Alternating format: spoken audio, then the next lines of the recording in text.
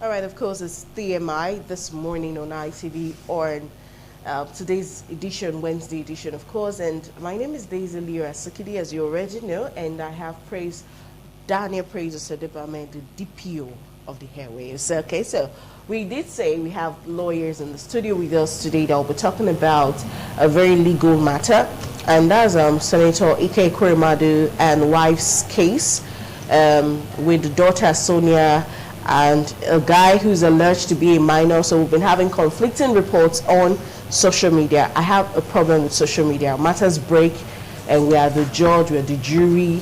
The matter we've concluded it before we even hear the full stories. Well, that's what we'll be focusing on today. So today on TMI we'll be x-raying alleged allegations of organ trafficking and harvesting. All right, using Senator Ekweremadu's case as a study. My very amazing guests on the show today. I have someone, my pastor. I have to add that one. Here in the studio with me, Barrister Israel Adodo, a legal practitioner, of course. Even the way they are dressed, we always know. Good to have you with us today. And I have Elizabeth Iyamojo. She's been here before. She's a member of FIDA. She's a legal practitioner. We call her doctor, even though she has not finished the process. It's good to have you here. Nice to meet you too. Yes. Thank you for having me. So we're just dealing with organ harvesting, and if you've never had a loved one need an organ, you would not understand how painful and how expensive this whole process can be. So I kind of see where this whole matter is coming from the Ekweremadu side. But let's talk about it, because some people don't even know something like this even exists. They don't even know it's a thing. So what exactly is organ harvesting and trafficking? So I would start with you, Barrister Iyamojo. Okay. Organ harvesting has to do with illegally surgically removing organs of a person's body, whether a living body or a dead, diseased body, to use for a living person. So the key thing about organ harvesting is that it is done illegally, and then it is surgical removal of a person's organs. So the organs could comprise of different parts. It could be the heart, it could be the kidney, it could be the pancreas. It even goes to reproductive parts like bionic parts, and even blood. So yes. So Barrister, is there any legal process needed before such before you can get an organ carried? Like my lady colleague was saying, anytime organ harvesting is mentioned, already illegality is in the picture. What should be discussed is organ donation. That's when you cannot think about the legal procedure for getting it. All right, so the process of organ donation is clear, and different countries have their laws that regulate it. We have such laws in Nigeria. We also believe there are such laws in the UK. Okay, can you tell us about the laws in Nigeria? All right, the best you can get in Nigeria is the National Health Act 2014. Okay, the law states clearly that an organ can be taken from one person and give it to another, but it must not be commercialized. Yes. Wow. What that means is it should not be sold. If I'm to give you organ for any reason, it must be with an understanding. That's why most times it is expected that it must be loved ones, it must be friends. But the minute you are not able to establish a connection or relationship between you and the person that this organ are to be exchanged, then there's a presumption that something is wrong. So what the law provides for is that organs can be donated, but it must not be commercialized, it must not be financially induced. It must be willingly, it must be with consent. Interesting. Yes. Okay, sorry, before you go, let me just ask Barrister Iyamojo this one. Sorry, is Iyamojo? My God. It's the Yamu that threw me off. Considering the way our exposure has gotten, let me just establish this. Many of us have not learned. I know in some foreign countries, or at least I've seen in movies, where the person's about to die, says, when I die, take my organs and give it. We have not gotten to that part. we don't, if you even say, the day I said it to my mom, she rebuked me in the name of Jesus. Okay, but then again, we also know that a number of people who are willing to give their organs are so few. So there's a long waiting list of people who are looking for organs and they've not found. Now, is it so wrong? What's morally wrong to induce getting an organ from a compatible donor, knowing fully well that if you keep waiting, that loved one that is in need of the organ can die? I mean, people are willing to give. So what's morally wrong? You've established that it's legally wrong. Well, you just said induce. The term induce is not a positive term. Okay. It's not positive. Now, induce means you are offering something. And at the end of the day, it's exploitation of a state, vulnerability. The best donor matches are blood related. They are biological. You have a father, for instance, we're talking about the kidney transplant. You have a father, you have a mother, you have brothers, you have sisters, you have cousins, you have aunties, you have uncles. Each of these persons have 2 organs. And the person who requires a donation might need 1. Or you see, you can survive with 1. You understand? So why do you leave all these relations and then you are going to someone who is not related, thus affecting the probability of compatibility of the match? Because the more biological your relationship, the easier or the better the match. Tendency. So why leave the wide group of family relations you have and go to someone who is not related and then offer the person money? That means that person's life does not matter. It's an inducement, it's exploitation, and it's exploitation of the person's vulnerability. But the vulnerability we are seeing here is attached to the Nigerian factor. Okay.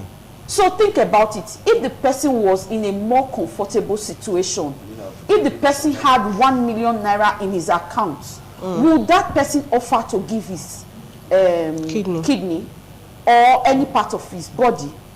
So the person is vulnerable. Now let me go somewhere else why it's morally wrong. Now the fact that you allow it means that people will start to harvest organs from people without their consent. You understand? And that's the reason why we have so much of organ trafficking. That's why we have the black market for it. Recently, you keep hearing about crimes. You see, the person's body was chopped. Yes. You think it was chopped for nothing? We think it's rituals. Not. It wasn't just it's not just rituals. It's for sales of body parts. It's money. So while you are thinking of rituals, yes, ritual is there. But think about it. The person who needs it for ritual has a market for it. The person who needs it for organ transplantation has a market for it. So they are the ones that are creating the markets. Now the other people who have turned it into a crime are doing it for monetary benefits. They cannot get humans, sane, rational people who will say, okay, I just want to donate voluntarily. it. So voluntarily. So the next, even in the impoverished states, it is very difficult. It is not easy to come to that decision that I want to donate my organ for money. This life is one. You understand? So if you ask them, will you donate? They will tell you, no. Have you donated your own? Now this person, you just catch them and then chop them off and you're selling. So the fact of allowing organ transplantation and using money, it creates a market. So since we've established that it's morally wrong, yes, so and what it's legally is wrong. legally wrong? So what is the penalty, or what are the penalties? All right, in Nigeria, normally when it is observed, according to the National Health Act, that somebody was monetarily induced or the process is commercialized, it is an offense under the law, and is within the time, a prison term of a year or 2, with an option of fine. Really? Yes, yes. That's so small. A year or 2. Yes. Oh, somebody's kidney. with an option of fine. With an option of fine. So if I have the money, But in the you can UK, just say I'm not walk going. away. But in the UK, like we have in Ekweremando's situation, is as far as life imprisonment. It's a serious offense. That's why the magistrate of the Horsebridge Magistrate Court, when he was speaking, he said it's a very serious offense that has been committed, and it will not be swept under the carpet.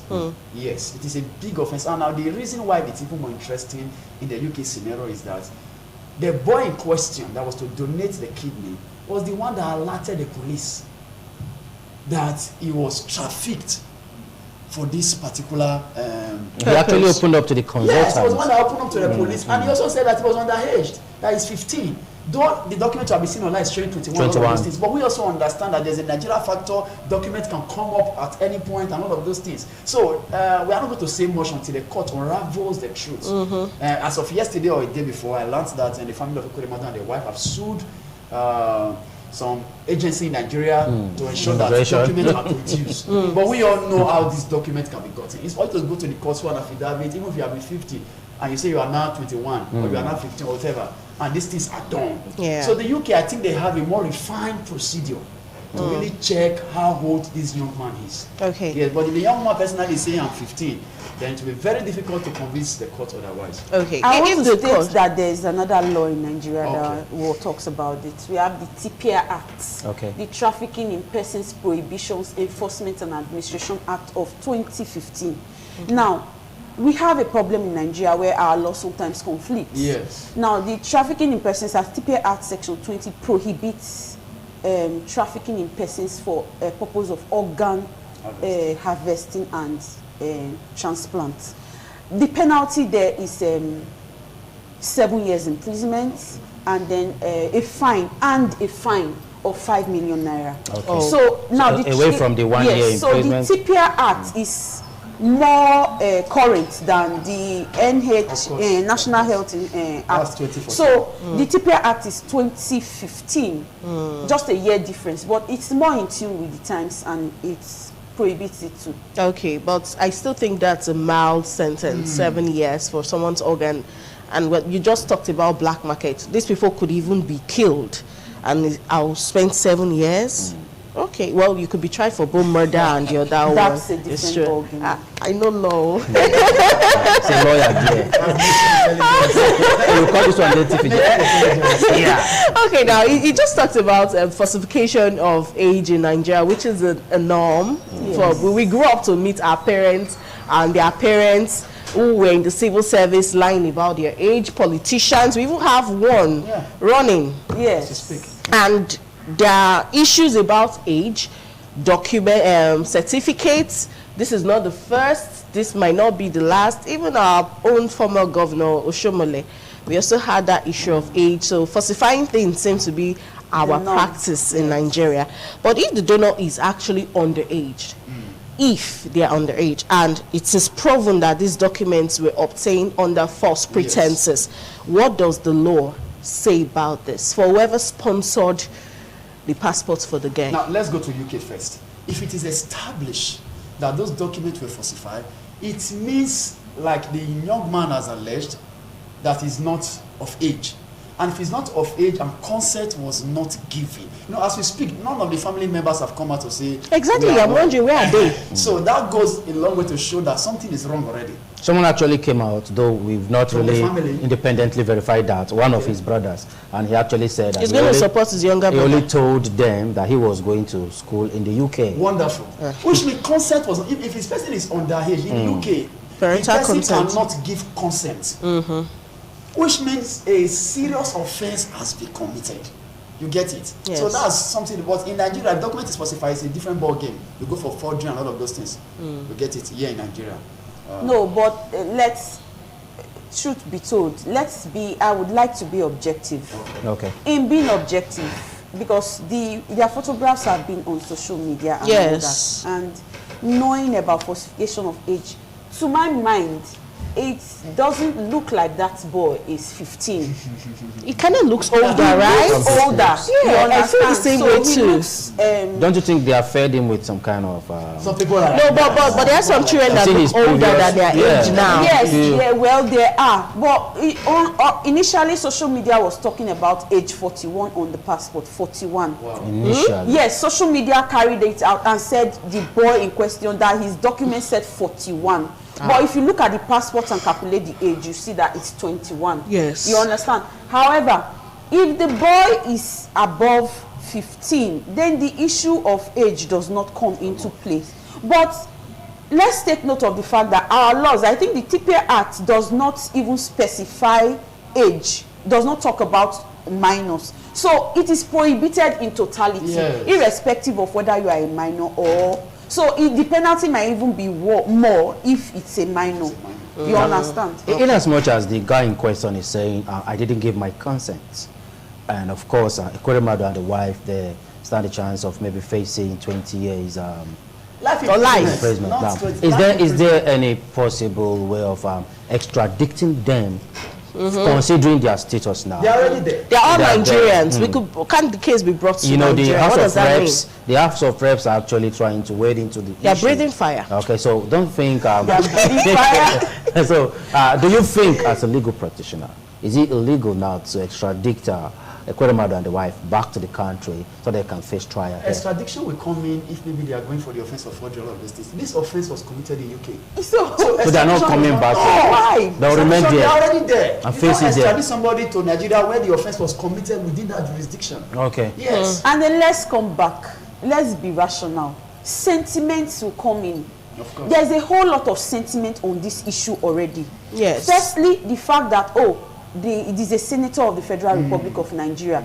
Obviously, you know that if he comes here, he's going to die a natural death. Then he's also a governorship candidate. He's a governorship candidate. He's wealthy. Do not forget that Nigerians have a penchant, even the poverty-stricken Nigerians, they have a penchant for fighting with their blood for a member, a wealthy member of their family. Not even their family. A case in point is these political issues now. You see a member, it's my tribe. Now, it's just because the person is your tribe. You understand? They will fight to the death. They are not going to get a penny. They are not deriving anything from that person. But it's my tribe. And that's a tribalistic. So you find that the next thing is they are going to say, oh, it's an Igbo, it's a witch hunt, it's this, it's that. There will be no... ordinarily, even investigation is ordinarily in Nigeria. It's wavy, it's crazy. Much less now you are talking about an affluent person. Okay. Yes. You understand? So just let it go. So they should deal with it over there. The best people to take care of this matter is... We can be sure that those people they shouldn't come back. No business coming back here. You don't want them to come back. No, it will not serve justice. It doesn't serve because of justice. Okay, Pastor, let me ask you this one. I will go back to the main question, but let me ask you, you're a man of God. Even though he's not here as a pastor. You're a pastor. Pastor, yeah. You know, I don't know if you're obedient, but it was also on social media, this is on a lighter note, that those who stand against Peter Obi will have problems. Now, do you feel the hand of God on this man? Because they brought out Ekweremadu. He spoke ill of Peter Obi, and now crisis. Just Father a few days after, Father Baka, crisis. Then his adoration ministry was shut there. Yes, and then one other person. And so they were clamoring for more obedience. People. So are you seeing the finger of God in this? You know, from time immemorial, we've always said that the voice of people is the voice of God. Okay. The people come to... This is not the voice of people, that is the voice of youths. Nothing shall be impossible to them that they imagine to do. If the people have come, it's democracy for crying out loud. The people have come together to say this is what we want. I think we should respect their will. No, what she's saying is... I understand your point. It's not actually the point. I don't want to give a statement. Just say so. Just share your thought on it. Just share your thought. Maybe because they are fighting Obi. That's why God. Yes. You don't know. You don't think so? You don't know. We can't say exactly. These are lawyers who are going to indicate themselves. So when we read thunder and the handwriting to say this is Peter Obi's You need my son. evidence. Yes. But you're a pastor, you're a man of God. He's here as a lawyer really? now, and he's standing on that. Okay, we actually need Okay. to see thunder, lightning, and So that we'll say that yes, it's the hand of On God. a lighter mood, no matter how good Obi may seem, I'm always very careful. When it comes A to politician. political. Yes. I've seen people who has promised heaven and earth. I know somebody, a very good fellow, that went all his way to vote the present president. He fought, he did everything. A very good man, very objective, very rational, and at the end, he feels betrayed. He feels how come I was that misled. Yeah. So as far as I have my You have your love and reservations. everything, yes, I'm very careful. I have my reservations. I understand. Because in this country, anything can change. Okay. Anything can change. Baksha Iyamo, this one, back to serious matters now. The federal government has asked the Nigeria Data Protection Bureau to get into this matter. That was the update we got yesterday, to investigate who broke the matter on social media, how did the passport surface online, and why is the picture of Sonia Ekweremadu everywhere. And then they are going to start penalizing blogs and vlogs that are still showing these pictures. So, but what these people involved, if they are all adults, what's the big deal in sharing their pictures online? There is absolutely nothing wrong in sharing their pictures online. Okay. The reason why I say this is freedom of information. okay. This is not a situation where a minor is involved and then you are showing. In fact, they should be talking about the picture of the boy who says he's 15. It's not a situation where a minor is involved. Freedom of the press allows you to do all that. If you can parade, if the federal government can parade accused persons, you understand? People accused of murder, people accused of armed robbery, They are not people convicted accused yet. of, they are yet to be convicted. If you can parade them, what is the difference between putting pictures of this man? Yeah, you see the bias. Yeah. The only reason why the federal government is requesting or saying that now is because these persons are is a honorable member of the Senate. You understand? And so you feel like it casts aspersions on the government of Nigeria. So it's a form of restriction of the press. You are guarding the press in this context because you are saying if it has to do with a honorable member of the National Assembly, if it has to do with an ESCO, if it has to do with so and so persons, it's selective. That's absolutely wrong, and I do not subscribe to that. We had to that. Okay. I think when I read the report and I discovered that what the bureau were actually hammering on is not really the picture.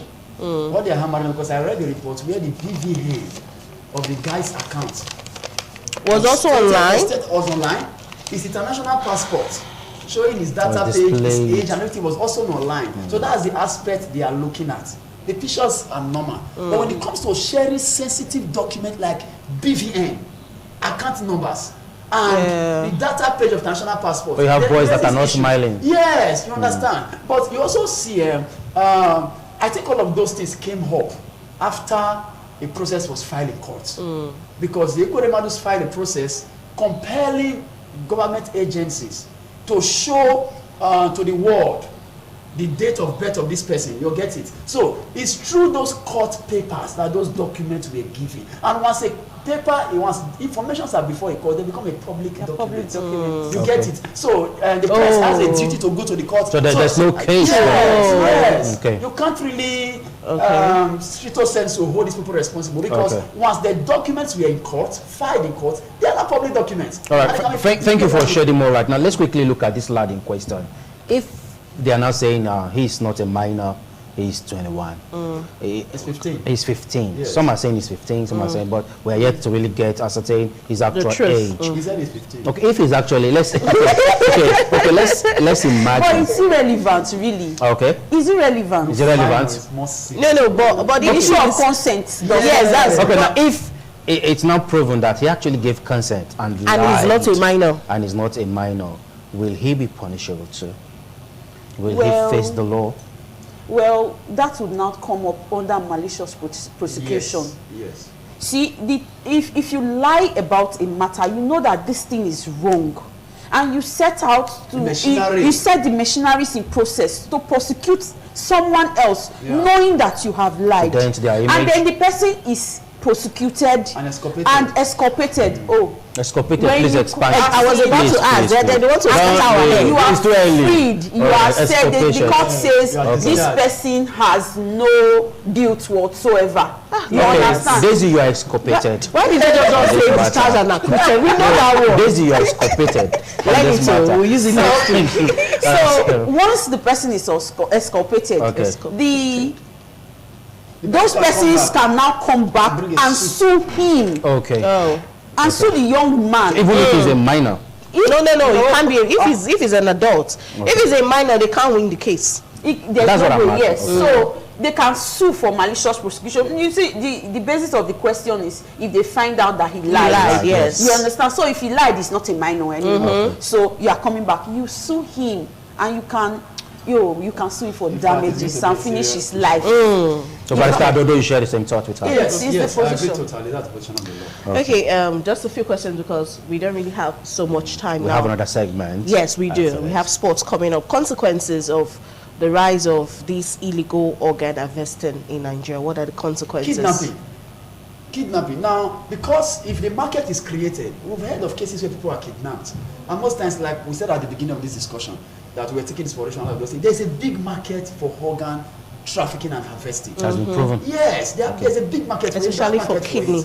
So, if it is not tame at this early stage, I think it's no longer early stage. If it is not tame as soon as possible, it's going to be something very serious. We've had instances where people go to club, they are drugged, they sleep all through the night, and they wake up with part of their body already torn.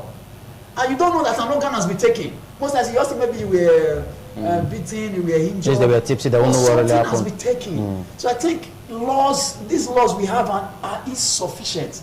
States have to start creating law, because when you discover that we're talking about heart, which means they are not state laws to this effect. States have to come up. The country has to come up with more law to ensure that this monster that is trying to raise its head is tamed as soon as possible. Okay, still talking about ways to stop this. Do you have any other to add? I think to stop and prevent? There's serious need to work on amend the National Health Acts. There is serious need to amend it. Now, the rationale behind the acts, because the act allows organ transplants in emergency medical situations, that's under section 51, 52, 53.